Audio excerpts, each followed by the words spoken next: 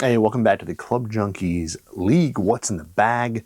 This would be week 26. I think my timing's way up. It feels like it's been longer than 6 weeks since I played my league. But this would be week 26 if we were playing, but we're not. But last week you saw I had an all PXG bag, went out to a PXG media event, which was pretty awesome. Now, I didn't play that exact bag. They actually fit me for a brand new set of their Gen 8 irons and the new Lightning Woods that will be coming out. So I played those, but I did play a full PXG bag while I was out there, and I do have those clubs here. So I was going to kind of do that as my what's in the bag, but I thought that was kind of a cheap cop-out way to do it. And I can't really talk about the tech or anything inside those irons and woods. So I said heck with that. But with that bag last week, I did played the Bad Little 9, which is their short 9-hole course. And it is probably one of the hardest courses you'll ever play, even for short. I think the longest hole is like 125. And the greens, the undulation, everything is just wild. So, I mean, you hit shots that spin back and they come back 30 feet. I was playing with Ryan Barath, and one of the holes, which is kind of one of the easier greens, he hit one, I mean, no lie, it had to be 7 feet from the pin. Pin high, spun back off, and rolled into the desert. So his next shot out of there was like out of the desert. It was crazy, but it's a whole lot of fun. It's a totally fun course.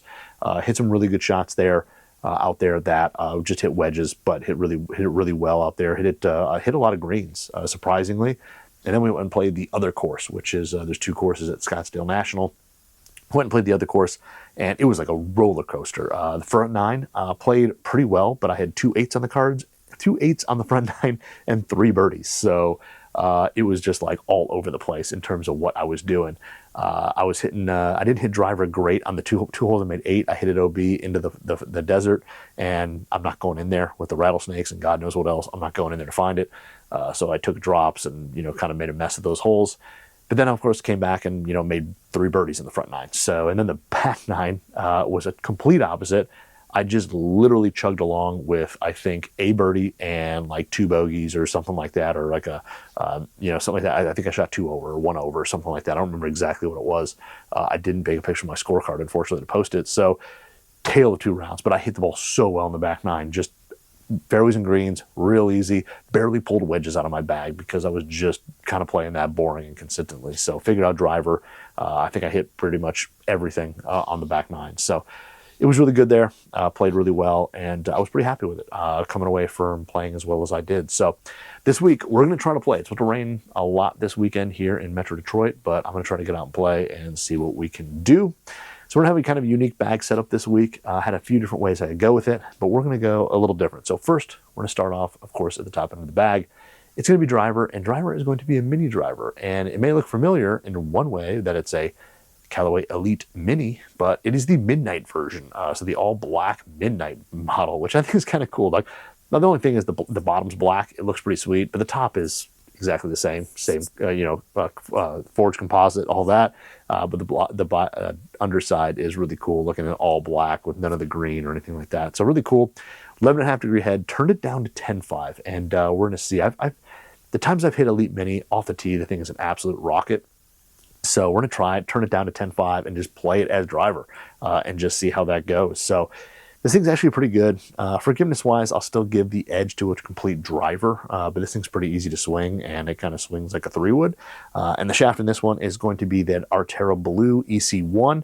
This is a 65.5, which is a 65X, but this is kind of their mid-launch, I'll call it mid-low spin shaft. They make a gray one that's a little lower launching, but this is a reduced upcharge shaft for Callaway. You can get this for, I think, like $100 more or something like that, which is not bad considering this is like a $350 or $400 shaft. So really consistent. They have their control center kind of tip section where they have their weave carbon fiber that stabilizes the tip.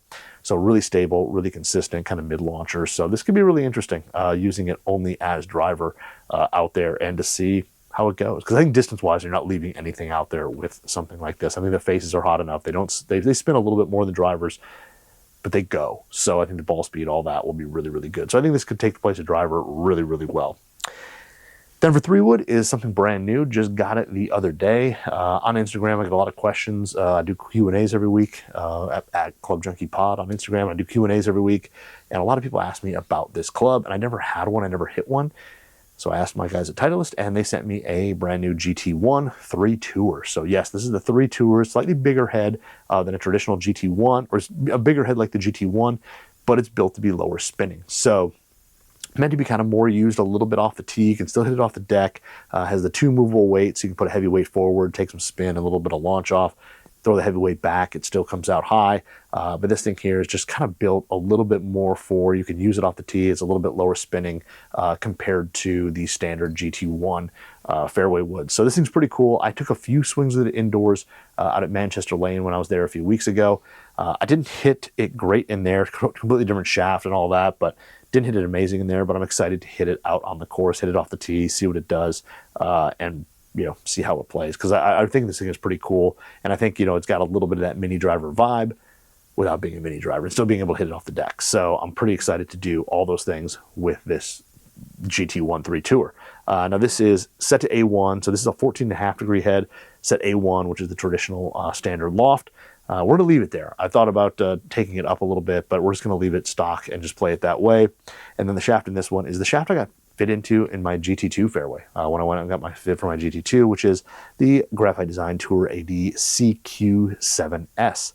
So this is the CQ is kind of their high launch mid spin shaft that they make. A little firmer handle section in it, but really good feel. Not as soft. It's kind of got a little bit of that VF feel while being a high launch, a little bit more spin. Great in the fairway wood if you're somebody who doesn't hit it super high, needs a little bit of spin. It works really, really well. So super smooth, just like most Graphite Design shafts, but a really good fairway option. So then we move to what usually is 7-iron or 7 wood, and we're going to switch it up a little bit. And the one club that I'm going to bring out from the PXG trip is the 0311X utility irons. This is the brand new Gen 8 utility iron. So they had me hit this on the range. When I was sitting there, we were kind of going through the bag and, kind of in that spot of after 3 wood, what do you hit? And I said, usually I hit 7 wood. And they're like, well, you ever thought about hitting a utility? And I said, well, yeah, but the problem is your utility is just 18 degrees. It's the only option you guys make. And they said, well, we can bend it. So this is their X utility bent 2 week. So it is bent to, like 20 degrees. Kind of looks really nice. It takes some of the offset out of it, which looks really, really good from address. And I was kind of like, whatever, I'll just hit it on the range. I don't care. Hit a few shots with it, and I hit just a couple great shots. And I was like, okay, it's on the range, whatever. Took it out on the course. They built this one out for me, and took it out on the course 2 degrees a week, and hit like, I think 2 par 5s that I had this shot. That was like, for me, I'm kind of like going at like that 208 type number. And I hit this thing off the deck, and it doesn't go crazy high. It's kind of a bullet, but man, it went straight. It was way easier to hit than I thought. So this thing's fast. It feels good, sounds good. It's got some cool tech in it. I can't talk about any of that yet, but it's a really, really good utility iron. So we're going to play this, and this is shafted up with another Graphite Design, but this is the Tour AD DI85 Stiff. Of course, the orange and white one, which you see all over Tour and utility irons, but this is kind of a high launch, low spin, or well, in the hybrid, it's a little different. It's kind of more mid-launch and low spin here. So really good one, and that's going to be a solid 7 wood option. And then for irons, we're going to rock a little bit of something different. This is the brand new Tour Edge Exotics. This is the CB. So this is the CB model. I'm going to play this 4 through 7 iron. I've got a combo set, and then we're going to go MB in 8 through pitching wedge. So a little combo set of both irons, but these are brand new out. Both kind of one-piece forgings, but they've got some vibration material inside here. I think it's called Vibracore inside on both of these, so enhances kind of the sound and feel. Slightly larger blade sizes on these compared to other MBs and CBs out there. A little bit taller faces, a little bit, slightly thicker top lines, a little bit longer blade length, heel to toe. Just overall, just a slight bit bigger. Which should make these a bit more playable, but they should sound and feel really, really good. Just got these in. I have actually not hit them yet, either one of them, but I'm going to play 4 through pitch in the 7 or in the CB, and like I said, 8 through pitch in the MB. Now they look slightly different from address. The top line on the CB is a little bit thicker. Overall size isn't crazy different. The CB is a touch larger, but it's not that different. The top line is kind of the big tell, and then the CB has just a hair more offset into it than the MB does. So kind of a cool combo set. They should offer really good feel and perform really, really well. So excited to kind of hit these and give them a try. But yeah, forged and nice milling on the back, all that. They should be really, really solid. So whole shaft is shafted up with True Temper Dynamic Gold Mid 115 Stiffs S300s. So a little bit higher launching version of the True Temper Dynamic Gold. A shaft that, of course, I've told you guys before, I hit on a whim that was itched in a set of irons and really liked them. So I started, getting sets with this in there more and more, and honestly, have hit them better, not better and better, but hit them really, really well. So a good steel option if you're looking for something that launches a little bit higher, but you don't lose a bunch of control. It's not like super whippy and, not consistent, really consistent, tons of control, but launches just a little bit higher for maybe a little steeper land angle, a little better holding the greens. But that'll be the wedge or the iron set. And then for wedges, something else that I literally just got in, and these are going to be the TaylorMade MG5s. Now this is the My MG5 series, so these are the custom ordered ones. So the gap wedge is going to be this kind of the kind of antique copper type of look that they have here. This was the one I didn't think I was going to like very much. Really like how it looks. It actually looks really good. It's kind of really shiny right now. I feel like it's going to patina just a little bit. This is a 5009 SB, so the standard sole.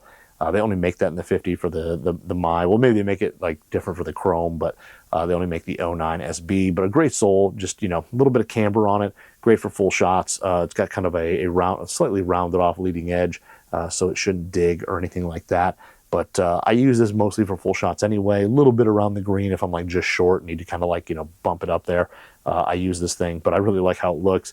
Did a little Club Junkie out on the toe there, and then just kind of had crazy paint fill throughout the rest of the club. So kind of cool, that setup. And I like the shape of the MG5. I think they did a nice job. I think this flows well with irons, a little bit more square toe, a little bit sharper.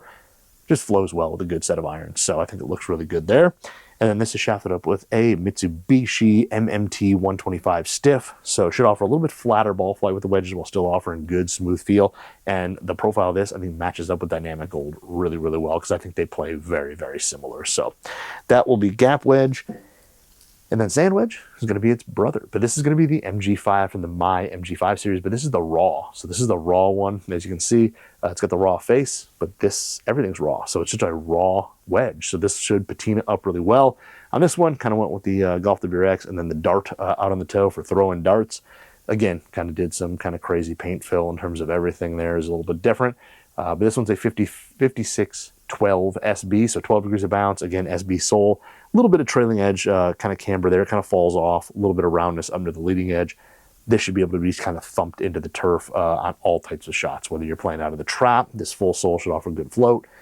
That kind of rounded off leading edge, the rounded off back edge on full shot should play really well, should release from the turf really easily, and then that little bit of relief there should allow you to open the face a little without the leading edge coming crazy high off the ground. So should be able to play a bunch of different shots with this one. They are forged. They feel really good. I've hit the stock ones already. Really impressed with how they feel. I think they did a nice job with the sound and feel on these, but just a versatile 56 that, especially up here where it's soft, the conditions are soft, this thing will play really, really well. So this is shafted up, same shaft, Mitsubishi MMT 125 stiff in graphite. So pretty cool. And of course, all the grips, different color MCCs. So from Golf Pride.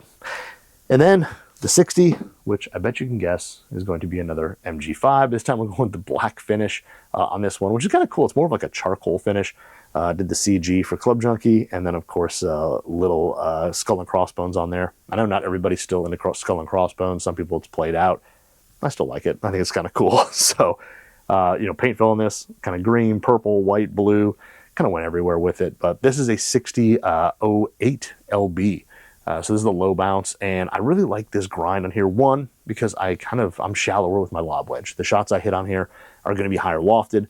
I'm not going to be hitting this all around the green. I use my 56 for this. This is going to be basically stuff that's short-sided, where you have to get the ball up fast or put a bunch of spin on it. So there's not as many shots around the green that I use with this as I do the 56. But I love the fact this one, good amount of trailing edge, heel and toe relief, can open the face up for those higher lofted shots without that leading edge coming up, so you can hit it out of the rough, off tight lies, doesn't matter. And then it's got this really nice kind of milled in, pre-worn leading edge. So that will help keep the leading edge down. If you're looking to kind of like hit one a little bit lower and more penetrating with some spin, or if you're hitting a little bit fuller shot, it should get into the turf without digging. So kind of a cool little sole there. And again, like I said, I don't deliver this as steep. Like 56, sometimes I'll get a little steep on a fuller shot, take a bigger divot. That's just not going to happen because I don't hit those shots with it. So pretty cool there. I like the dark finish, and then the gray face kind of frames the ball pretty well. So like the way they set this one up, and it looks really, really good. Shaft, of course, Mitsubishi MMT 125 stiff, and there's the black and green. The 50 had black and maroon. So Kind of a wild, interesting little setup there. And then for putter, we're going to go rocking the PXG Torpedo. This is the Battle Ready 2 Torpedo. Yes, this is the one that looks a lot like a spider when you look at it. Definitely, they took some design cues from TaylorMade on this one. But all milled face on there. They're all milled pyramid face, so no insert on this one. But I like the fact that just all black, kind of black sight line. It's pretty stealthy. It's got a plumber's neck on it, so a little bit of toe hang when you hang it down. Nothing crazy, but just a little bit of toe hang. Really stable, and honestly, it feels and sounds pretty good. So they have that S-Core technology there, where they've got some kind of polymer behind the face, dampens it, softens the vibration a little bit, so got good sound to it, and it putts really well. It's easy to putt, it's stable, and I kind of like it. The first time I ever took it out, I left every putt right for like 4 holes, and then I started putting really well with it. So we'll bring it back out and hopefully just start off where I left off. But really a solid putter. I like to feel like they did a nice job with this, and yes, people are going to knock it for the design of it, whatever, but I think it's a good version of what it is. And this one here has their graphite and steel M16 shaft in it, so a little bit stiffer, a little bit more stable than just a standard steel shaft. And the I think it's called the Skinny Fit pistol grip from Lambkin with the PXG logo, so something small, traditional, kind of a good grip. I've never been, I'm usually like a deep edge cord guy, but this one fits really well in the hand. Decent amount of arc in the back and on the upper hand, so just a solid little option there. So great putter, and that rounds out the what's in the bag. So that's the what's in the bag for week 26. Fingers crossed that the rain stays away and I get to get out and play, because I would like to. We're running out of good days here in Michigan, so I'd like to get a few more rounds in before that door closes. But check back next week. I'll let you know how this one went, and we'll jump into the next what's in the bag.